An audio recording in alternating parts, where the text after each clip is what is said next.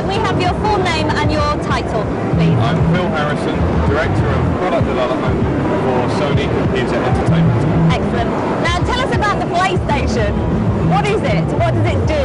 Okay, here at ECTS we're launching the SONY PlayStation, which is our entrance into the next generation video game marketplace. The PlayStation is an advanced, RISC-based, custom processor machine which delivers stunning performance at a very, very low price. So, I mean, what is it, when it gets very technical, all of this sort of thing, but when somebody wants to go out and they think their kid wants a computer game, right, how do they know what to buy, whether yours is the one for them?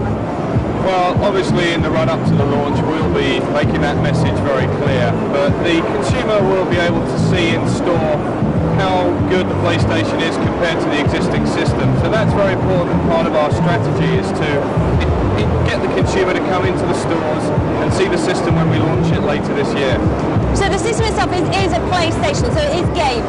Correct. The strategy for us is to introduce the PlayStation as the definitive home entertainment system. What that means is that the launch software is going to be almost exclusively video game product. As time goes on, we may broaden the message slightly to include non-game product, but the strategy initially is games only.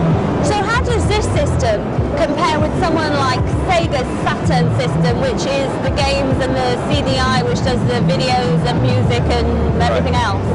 Well, you've just raised a very good point there, which is it does everything.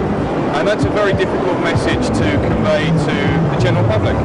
The focus of our marketing will be that this is a video game system. It delivers the kind of processing power that is normally associated with £10,000 arcade machines or £60,000 graphics workstations. In fact, that's where the name comes from. PlayStation is the power of the workstation for fun and games in the home. So our message is to convey to the consumer that this is the best video game system he can get. The problem with a very broad marketing message, it's interactive cookbooks at one end or videos or video games, is that you get such a broad, thin marketing message that the consumer gets confused and doesn't really understand what the system is about. Our process is to make sure they absolutely get it from day one. But perhaps, I mean, is it the same that you could perhaps buy everything like the Sega system all in one unit, and so then that's your outlay and that's it? Whereas if they wanted this one, then they get the great game system, but then what if they want to have a CD music thing they can play through it as well, and there's something else? I mean, is it a case of adding on expense or what? No, not at all. The PlayStation technology as standard includes CD audio playback. You can use a PlayStation as a CD audio player if you want. The consumer has told us via research that they want a dedicated system for playing games, and then they may have, in certain circumstances, a multimedia PC for home office work and maybe for reference and educational software. And that's very different from playing video games. It's in a different part of the house. We see the PlayStation being used in the living room or perhaps in the bedroom, whereas the PC is more likely to be used in an office or a study or something like that. So what about pricing on something like this? I know you can't give us an exact amount, but what sort of outlay can people look forward to spend it out? Well, just by way of comparison, a multimedia PC, if you were to buy what is going to be a good machine on the marketplace, it's going to cost you maybe £1,200 or £1,300. By way of comparison, the PlayStation in Japan was launched at £260. So you have very, very high performance, significantly greater than that of the PC, at a much, much lower price. And we achieve that price by designing custom chips which are very cheap to manufacture but deliver a very, very high performance. And it does seem to be sort of somewhat computer wars almost going on between the big giants at the moment. Right. How do you hope to win that war? Well, we will win the war by demonstrating that we have the best system technologically, but having the best system means nothing if we don't have the best games. So we're fortunate that we have got the support of over 400 companies around the world who are building software for the PlayStation.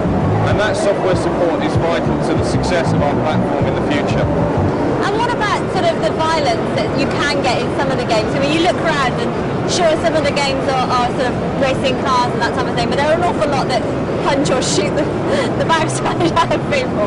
I mean, what does Sony as a company think about? Is there any sort of regulation perhaps on that type of thing? Self-regulation is the key word here. The home video business got regulated with the Film Classification and the Video Standards Council, and the video game industry is adopting similar proposals to protect the consumer and to educate the consumer and inform the consumer before he makes the purchase. So clear marking on software will tell the consumer exactly what kind of game he's buying. Excellent. That's lovely. That's all we need. Thank you very much. That wonderful new machine. Okay, this is a SONY PlayStation. CD-based video game system. You get a hand controller which has been ergonomically designed. It's very, very comfortable in the hand. And a very neat feature of the PlayStation, as I said, a CD-based system. And the CDs are black. What difference does that make? There's a number of reasons for having black CDs. One is a product differentiation. We don't want the consumer confused with what kind of CDs work with a PlayStation. So black CDs will be synonymous with PlayStation games. Also, it's a copy protection system because we are able to manufacture this special black CD which nobody else can manufacture. So that means that piracy, which is very important to the future of our business, is virtually eliminated. And I mean, how much do the games cost, or will they? You know, how much would it cost to buy a CD like that? Well, the game software for the PlayStation will be retailing at much less than the current 16-bit video game products.